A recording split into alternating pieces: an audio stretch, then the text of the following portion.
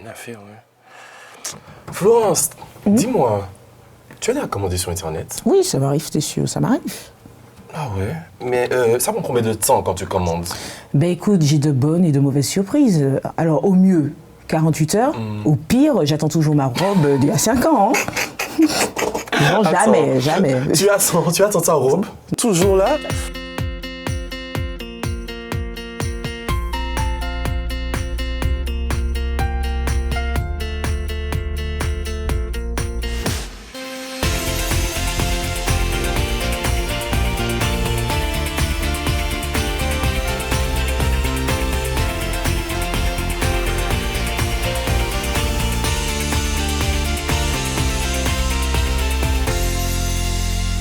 Mais attends, mais tu attends comme le Messie en fait, concrètement.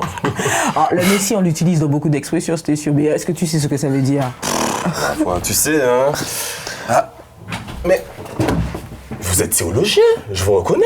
Oui. Ah ouais, mais oui. sur le web, là. Oui, sur le web, c'est lui qui passe sur Espérance... Espérance TV Interamérique. Ouais, ça vous arrive d'y aller? Bien sûr. Excellent programme. Vous appréciez les programmes d'Espérance TV Interamérique? Moi, de temps en temps. Ah, de temps en temps, c'est C'est formidable. vraiment... Mais j'ai une question. Oui, dis-toi. On peut lui poser la question. Oui, je pense. Oui. je vous en prie. Que signifie le mot Messie? Alors, le mot Messie, ça vient de l'hébreu Messia qui signifie oint. Il était utilisé dans l'Ancien Testament déjà parce que les rois qui étaient oints par les prophètes étaient considérés comme des messies, des oints, des gens qui ont reçu l'onction. Tandis que Jésus, lui, quand il vient, il est oint par Dieu.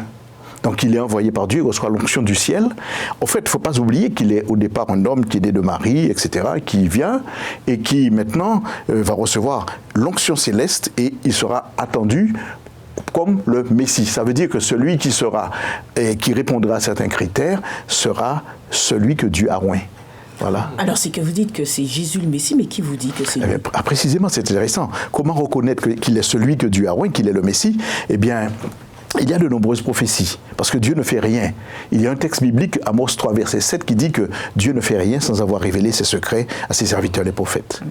Alors, dans l'Ancien Testament, vous avez des prophéties qui annoncent, et puis la réalisation se fait dans le Nouveau.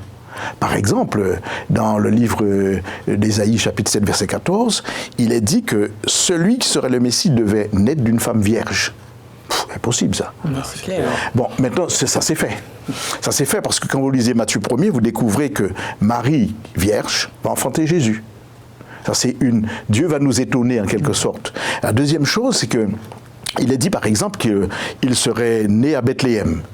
Or, quand vous lisez le récit biblique du Nouveau Testament, on voit visiblement que sa famille est à Nazareth. Donc, il devrait logiquement naître à Nazareth, surtout qu'on ne se déplaçait pas en voiture à l'époque, il fallait aller à pied des distances. Mais à la faveur de recensement, la famille est obligée d'aller à Bethléem, d'aller dans cette direction. Et tandis qu'ils sont en route, tandis qu'ils sont vers le lieu de recensement, Jésus va naître.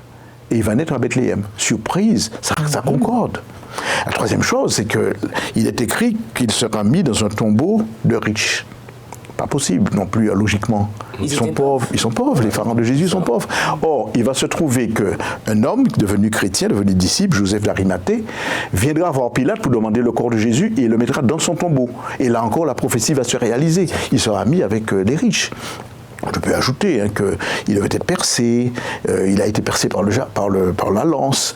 Il y a des tas de prophéties qui se sont réalisées. En fait, il y a des centaines. Okay. Je pourrais vous en citer plusieurs qui sont étonnantes, mais qui sont vraiment la raison, la preuve que tout concorde sur la personne de celui qu'on appelle Jésus. Alors c'est vrai, mais on parle de ça, mais quelle est l'importance du Messie dans ma vie, dans la vie de Florence, dans la vie de tout le monde? C'est vrai. C'est une très bonne question, en effet. Mais c'est très important de l'avoir dans ta vie, parce que il est venu et il s'est fait homme, il s'est fait Messie pour te sauver, moi aussi, pour sauver l'humanité. Donc, en fait, on a besoin de l'avoir dans notre vie, c'est-à-dire de le reconnaître comme loin de Dieu, qui a accompli un ministère salvateur en notre faveur. Et l'avoir dans ta vie signifie que tu le reconnais comme celui qui a accompli une mission en ta faveur, dans le but de te sauver, toi aussi d'ailleurs. Parce que tous les humains, les jeunes comme les plus grands, ont besoin de rencontrer Jésus en tant que Fils de Dieu, en tant que Créateur aussi, pour être sauvés. On a dit, c'est sûr qu'il y a encore beaucoup à apprendre. Alors, si on veut avoir des études plus approfondies, comment on peut faire? Alors, il y a deux possibilités. Passez me voir. J'habite pas très loin. Vous savez, dans la rue d'à côté, au numéro 12, vous arrivez quand vous voulez. Vous me prévenez si vous pouvez. Donc, on pourra toujours en parler. Autrement, je me promène en famille sur le parc, on se rencontre, vous me voyez passer, venez quand vous voulez.